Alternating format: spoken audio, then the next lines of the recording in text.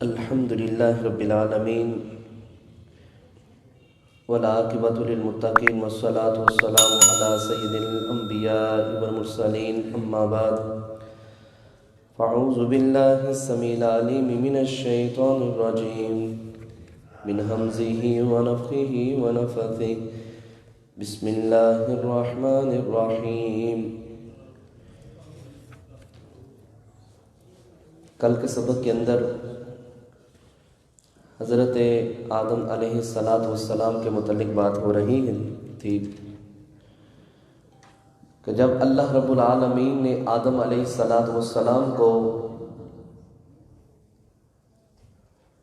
پیدا کرنے کے لیے فرشتوں کے سامنے بات کی تو اس وقت فرشتوں نے کہا کہ تم اس کو پیدا کرو گے جو دنیا کے اندر فساد پھیلائے گا، خرابی پیدا کرے گا۔ تو اللہ رب العالمین نے فرمایا تھا کہ میں بہتر جانتا ہوں، تم نہیں جانتے۔ اور پھر اللہ رب العالمین نے آدم علیہ السلام کو پیدا کرنے کے بعد کچھ نام سکھلائے اور پھر آدم علیہ السلام کو فرشتوں کے سامنے پیش کیا۔ تو فرشتوں کے سامنے جب پیش کیا تو اللہ رب العالمین نے فرمایا فرشتوں سے کہ تم ان ناموں کو پہلے جانتے تھے؟ تو وہ کہنے لگے اللہ جتنا تو نے علم دیا ہے ہمیں تو بس اتنا ہی پتہ ہے، اس کے علاوہ ہم کچھ نہیں جانتے۔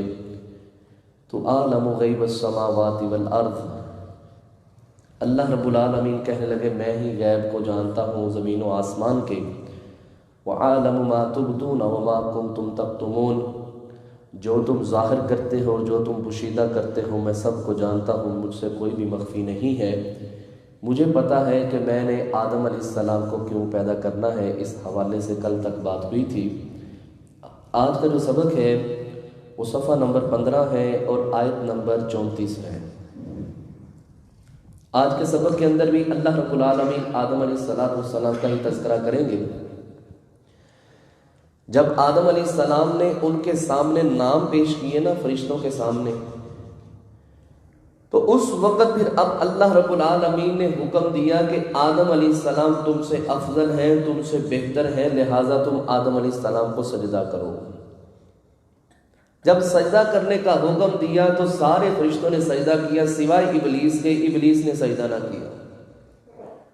ابلیس یہ جنوں میں سے تھا، یہ عبادت کر کر کے فرشتوں تک پہنچ چکا تھا، اللہ کا مقرب بن چکا تھا۔ اس حوالے سے کیا بات چیت ہوئی، شیطان نے کیوں انکار کیا، اور جب پھر اللہ رب العالمین نے شیطان کو دھتکار دیا، یہ نیچے پھینک دیا، آسمان سے نیچے بھیج دیا، اور پھر آدم علیہ السلام کو اور حوا علیہ السلام کو جنت میں داخلہ عطا فرمائے، پھر آگے کیا ہوا انشاءاللہ وہ سبق کے اندر بات ہوگی۔ اللہ رب العالمین نے ارشاد فرمایا وَإِذْ، اور جب کُنَّا، ہم نے کہا، لِلْمَلَائِكَةِ اسْجُدُوا، ہم نے فرشتوں کو حکم دیا کہ تم سجدہ کرو سارے کے سارے، لِآدَمَ، آدم علیہ السلام کو، فَسَجَدُوا، پس سجدہ کیا سب فرشتوں نے، إِلَّا إِبْلِيسَ، سوائے ابلیس کے۔ ابلیس نے سجدہ نہ کیا بلکہ جتنے فرشتے تھے ان سب نے سجدہ کیا، اور اللہ کا حکم ماننا تھا، نہ جا کے آدم علیہ السلام کی عبادت کرنا تھی بلکہ اللہ کی اطاعت اور فرما برداری کرنی تھی۔ تو سارے فرشتے اللہ کی اطاعت اور فرما برداری کرتے ہوئے آدم علیہ السلام کے سامنے جھک گئے، اور یہ حدیث سے بھی یہی چیز ملتی ہے۔ جب کل قیامت کا دن ہوگا، نفسا نفسی کا عالم ہوگا، ہر طرف ایک عجیب ماحول ہوگا، تو اس وقت یہ لوگ اللہ رب العالمین کے سامنے گزارش کرنے کے لیے سارے یہ لوگ آدم علیہ السلام کے سامنے پیش ہوں گے، اور آدم علیہ السلام کو جا کے کہیں گے آپ تمام اولاد کے باپ ہیں، آپ کو اللہ رب العالمین نے اپنے ہاتھ سے بنایا تھا، آپ کے اندر اللہ نے اپنی روح پھونکی تھی، آپ ہی کو اللہ رب العالمین نے چند نام سکھلائے تھے، آپ کے لیے ہی فرشتوں کو حکم دیا تھا کہ آدم علیہ السلام کو سجدہ کرو، اس لیے آئیے اور اللہ کے سامنے ہماری سفارش کیجیے۔ تو یہ اللہ رب العالمین کا بہت بڑا احسان ہوا کہ آدم علیہ السلام کی فضیلت، انسانوں کی فضیلت، بندوں کی فضیلت ایک فرشتوں سے بھی زیادہ ہے۔ اور یہ بات یاد رکھیے، یہ اس وقت تک زیادہ ہے جب تک انسان انسان بن کے رہے۔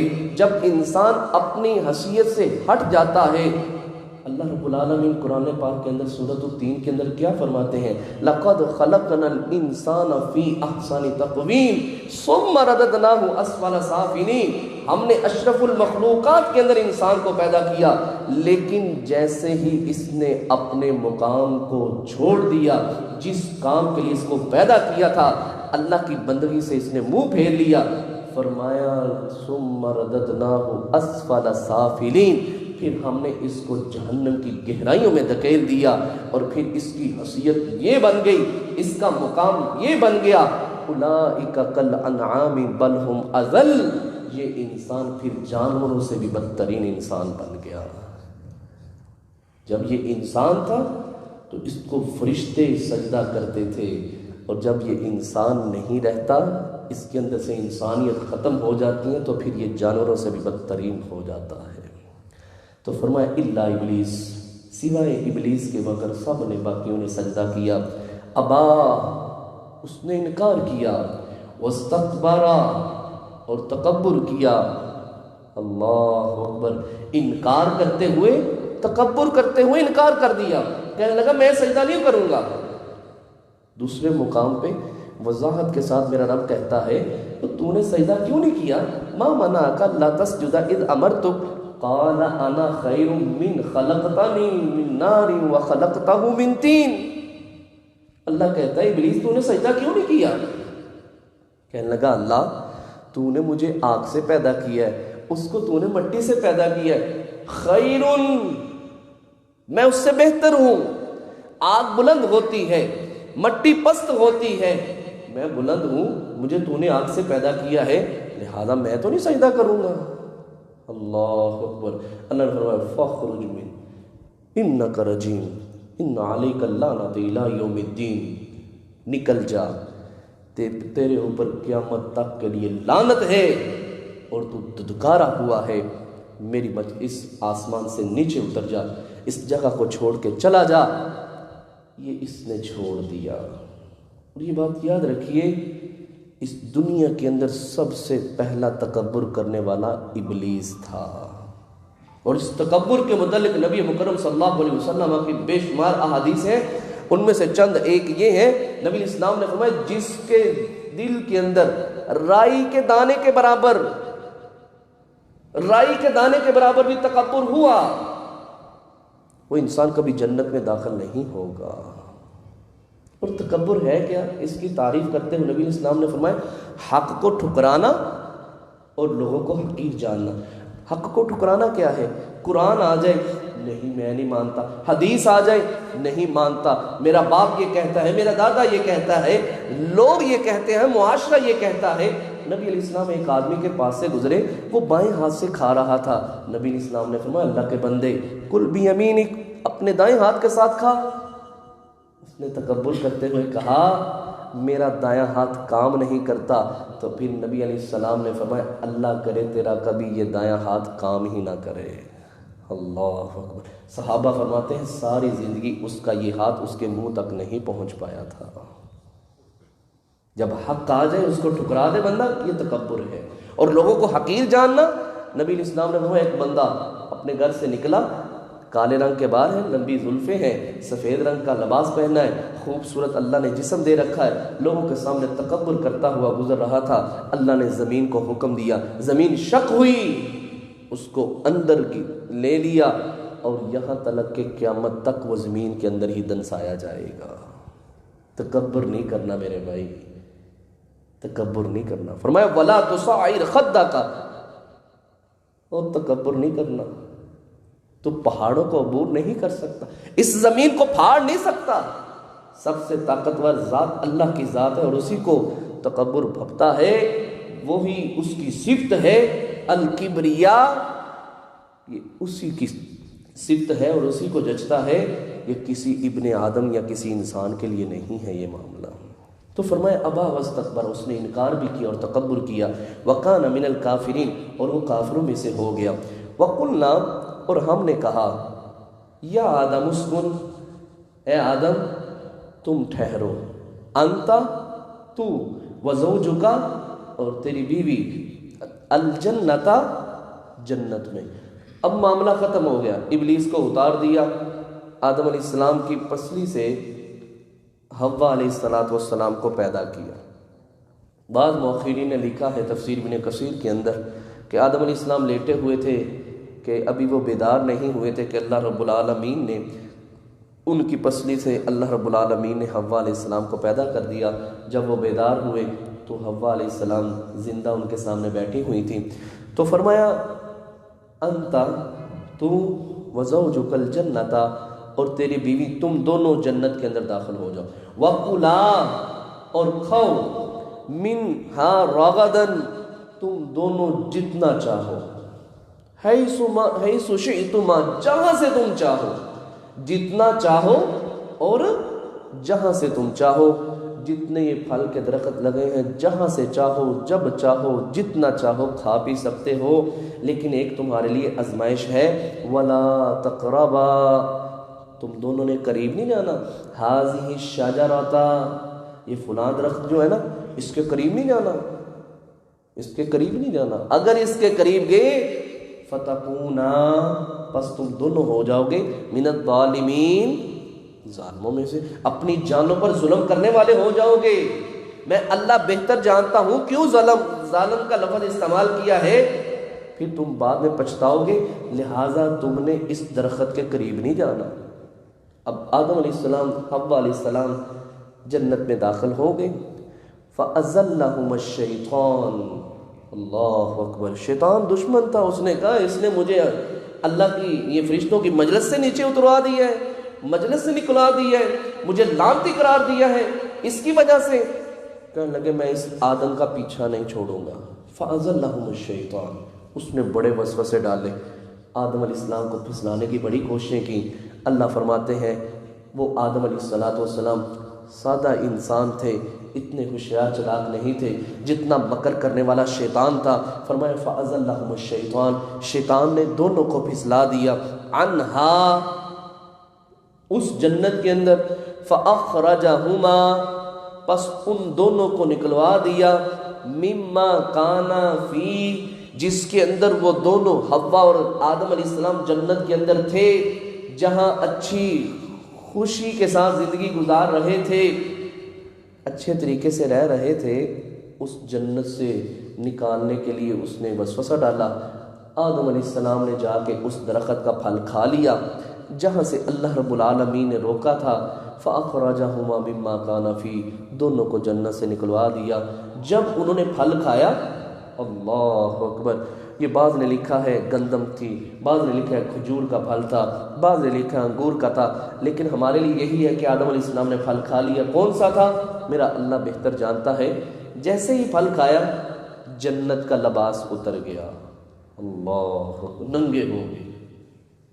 اب دونوں بھاگیں جنت کے اندر، اب ہم اپنا سطر کس طرح چھپائیں؟ حیا والے تھے، انسان کی فطرت کے اندر اللہ نے حیا رکھی ہے۔ آدم علیہ السلام اس طرح بھاگ رہے ہیں، بھاگتے بھاگتے محقرین نے لکھا ہے، مفسرین نے، کہ ان کے بال درخت کے ساتھ ایک ٹہنی کے ساتھ اٹک گئے تو وہاں رک گئے۔ اللہ نے آواز دی، اے آدم مجھ سے تو بھاگ رہا ہے؟ کہنے لگے اللہ مجھے حیا آتی ہے کہ میری شرمگاہ ننگی ہو گئی ہے، میں اس لیے بھاگ رہا ہوں۔ اللہ اکبر، پھر درختوں کے پتے لے کے نا اپنی شرمگاہ کو چھپانے لگ پڑے۔ اللہ رب العالمین نے فرمایا میں نے آزمائش کے لیے تمہیں منع کیا تھا لیکن تم آزمائش کے اندر پورے نہیں اترے۔ وَقُلْنَا اهْبِطُوا، اب تم دونوں اتر جاؤ، اس جنت سے اتر جاؤ، اس جنت سے تم دونوں نکل جاؤ۔ بَعْضُكُمْ لِبَعْضٍ عَدُوٌّ، بعض تمہارا بعض کے لیے دشمن ہے، ایک دوسرے کے تم دشمن بن گئے ہو، شیطان تمہارا دشمن ہے اور تم شیطان کے دشمن ہو، لہٰذا اتر جاؤ۔ وَلَكُمْ اور تمہارے لیے فی الارض زمین میں مستقرن ایک ٹھکانہ ہے، ومتاعن اور فائدہ ہے، الی حین ایک وقت تک، ایک مقررہ وقت تک تم دنیا کے اندر رہو گے۔ کسی کی عمر 20 سال، کسی کی عمر 60 سال، کسی کی عمر 70 سال، کسی کی عمر 100 سال ہوگی۔ ایک وقت تم دنیا کے اندر رہو گے، پھر اس کے بعد اللہ فرماتے ہیں دوسرے یہ 16ویں پارے کے اندر اور 8ویں پارے کے اندر آدم علیہ السلام کا تذکرہ کرتے ہوئے اللہ فرماتا ہے قَالَ اهْبِطُوا مِنْهَا جَمِيعًا فَإِمَّا يَأْتِيَنَّكُم مِّنِّي هُدًى، اور دوسرے مقام پہ میرا رب کہتا ہے قَالَ فِيهَا تَحْيَوْنَ وَفِيهَا تَمُوتُونَ وَمِنْهَا تُخْرَجُونَ، جس دنیا کے اندر تمہیں بھیج رہا ہوں اسی دنیا کے اندر زندہ کروں گا، اسی کے اندر ماروں گا، اور پھر تمہیں قیامت والے دن دوبارہ اسی مٹی سے زندہ کروں گا۔ تو فرمایا اتر جاؤ، اس دنیا کے اندر ایک وقت تک تم ٹھہرو گے۔ فتلقا، پس سکھلائے آدم علیہ السلام کو، فتلقا آدم من ربہ، پس آدم علیہ السلام کو اس کے رب نے سکھلائے، کلمات، کچھ کلمات، دعائیہ کلمات سکھلائے۔ فتاب علیہ، تو اللہ رب العالمین ان کلمات کی وجہ سے آدم علیہ السلام کی طرف متوجہ ہوا، مہربانی کی۔ انہو، بے شک وہ اللہ، هو التواب الرحیم، توبہ قبول کرنے والا اور رحم کرنے والا ہے۔ مستدرک حاکم کے اندر حدیث آتی ہے جب آدم علیہ السلام کو دنیا کے اندر اتارا نا، تو آدم علیہ السلام اللہ کے حضور کہتے ہیں اللہ کیا تو نے مجھے اپنے ہاتھ سے نہیں بنایا؟ اللہ کہتا ہے کیوں نہیں؟ اللہ تو نے اپنی روح نہیں میرے اندر پھونکی؟ اللہ کہتا ہے کیوں نہیں؟ اللہ تیرا غصہ، تیرے غصے کے اوپر تیری رحمت غالب نہیں آ گئی؟ اللہ کہتا ہے کیوں نہیں؟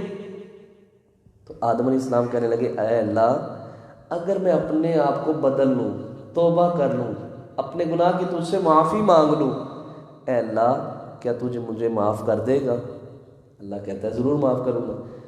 پھر آدم علیہ السلام کہتے ہیں اللہ جس جنت سے مجھے تو نے نکالا کہ اس جنت میں مجھے دوبارہ داخلہ مل جائے گا؟ اللہ فرماتے ہیں تمہیں ضرور داخلہ مل جائے گا، لیکن اس کے لیے ایک طریقہ کار ہوگا۔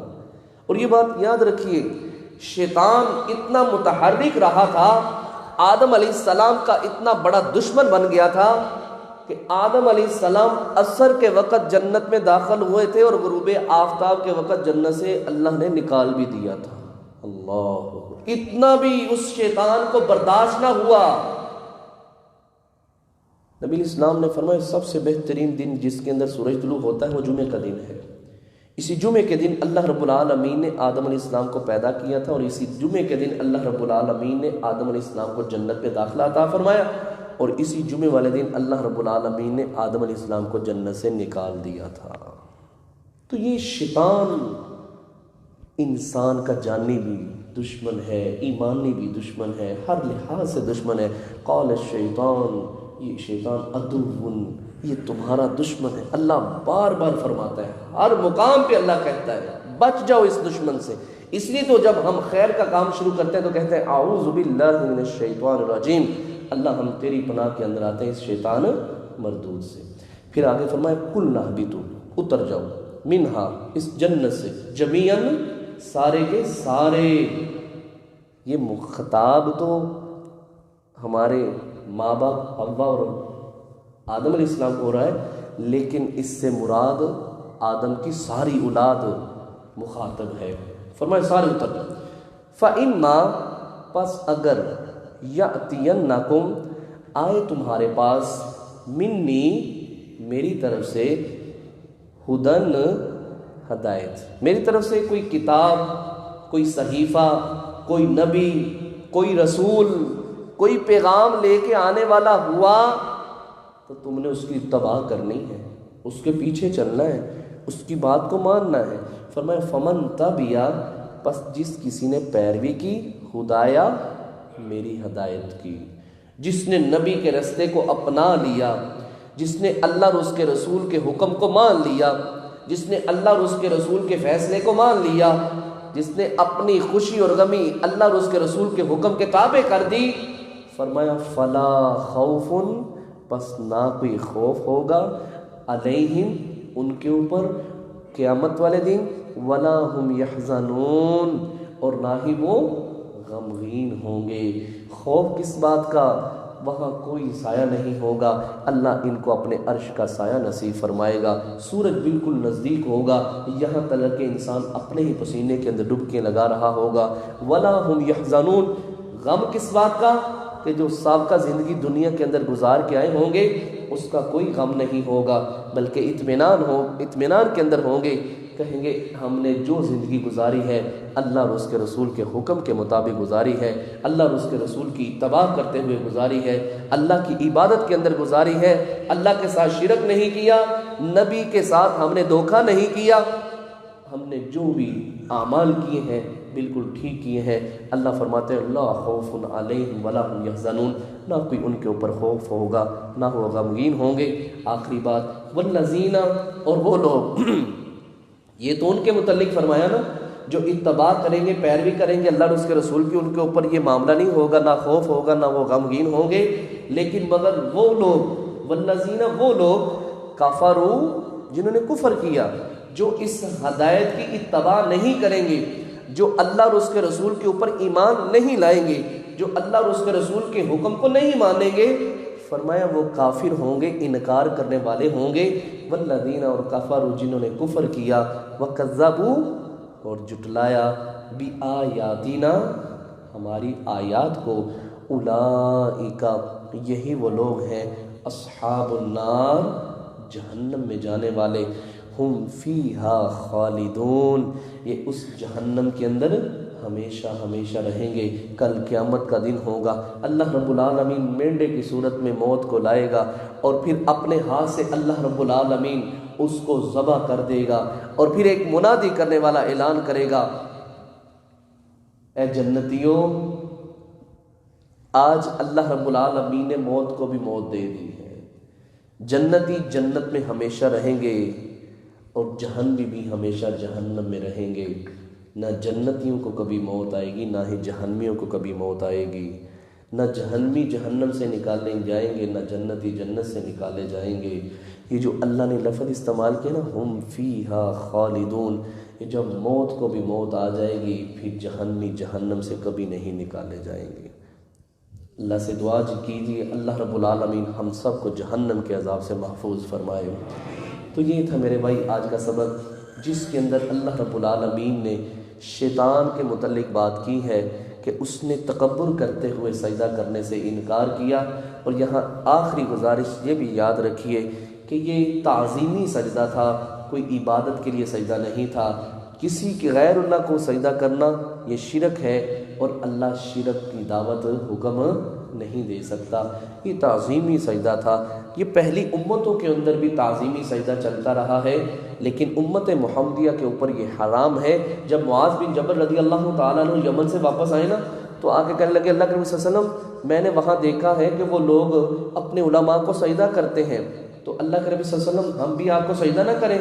تو نبی علیہ السلام نے فرمایا نہیں، اگر میں یہ انسانوں میں سے کسی کو سجدہ کرنے کا حکم دیتا تو میں بیوی کو حکم دیتا کہ وہ اپنے خامد کو سجدہ کرے، لہٰذا اس شریعت کے اندر سجدہ کرنا حرام ہے، وہ تعظیمی سجدہ ہو یا عبادت کے لیے سجدہ ہو، وہ کسی قبر کے اوپر سجدہ ہو یا کسی زندہ انسان کے سامنے سجدہ ہو، کلی طور پہ حرام ہے۔ اللہ سے دعا ہے جو کچھ آج ہم نے سبق کے اندر پڑھا ہے اللہ ہم سب کو اس کے اوپر عمل کرنے کی توفیق عطا فرمائے۔ اور یہ بھی یہ بات یاد رکھیے، جب انسان سچی توبہ کرتا ہے، جس طرح آدم علیہ السلام نے توبہ کی، اللہ نے توبہ کو قبول کر لیا توبۃ نصوحا۔ جب ہم بھی اللہ کے سامنے سچی توبہ کریں گے، آدم علیہ السلام نے کیا کہا تھا؟ قال ربنا ظلمنا انفسنا وان لم تغفر لنا، اللہ ہم دونوں نے اپنی جان پر ظلم کیا ہے، یہ پھل کھا لیا ہے، اللہ ہم تجھ سے دعا کرتے ہیں، اللہ ہم نے یہ جو گناہ کیا ہے اللہ ہم دونوں کو معاف فرما دے۔ اس لیے ہم بھی اگر اللہ سے سچی توبہ کریں گے تو اللہ ہماری بھی توبہ کو قبول فرمائے گا۔ سبحانک اللہم وبحمدک، اشہد ان لا الہ الا انت، استغفرک واتوب الیک۔